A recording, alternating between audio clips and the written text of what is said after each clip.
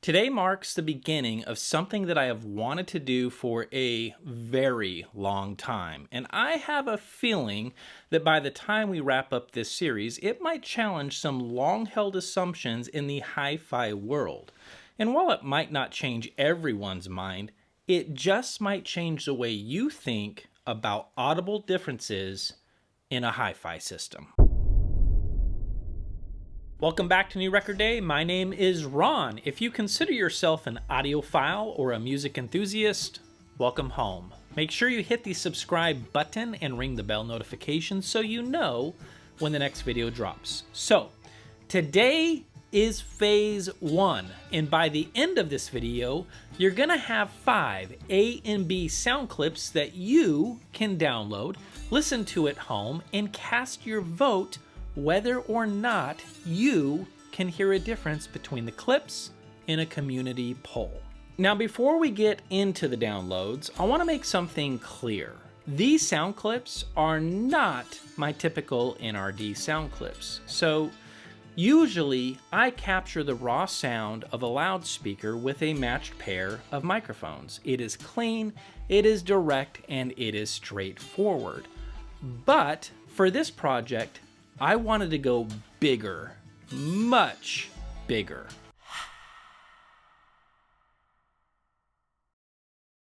That's right. Instead of just hearing the tone of a speaker, I took on the task of bringing you closer to the actual sound of the room. And while it's not quite perfect, this is by far the closest I've ever gotten to you actually sitting in the sound shed with me. This was a labor of love, a lot more work than my usual clips, but man, it was totally worth it, because what you're about to hear isn't just the sound of a speaker, it's the entire sound shed in all its glory. And for the sake of this experiment, every single microphone stayed locked in the same place for all 5 songs. Same speakers, same amps, same mic positions, same recording levels, same gain staging, same volume position on the system. Nothing was adjusted or corrected afterward. The only thing that changes between A and B is one single variable, and I kept it consistent from start to finish. So in the description of this video, you'll find a Google Drive link with all 5 A and B excerpts. Each one is about 40 seconds long, which should be enough to hear the differences without me sharing the full track. Now, these are lossless WAV files straight from the Zoom F8N. No compression, no sweetening, no YouTube mangling. What you hear is exactly what the mics captured in the sound shed. And because these are commercial songs, I've also included links in the description where you can buy or stream the music legally. So folks, please support these musicians. They are fantastic. Here are the rules of engagement. To keep this fun and honest, here's how I want you to approach this. Number 1, download the clips. Do not stream them from Google Drive.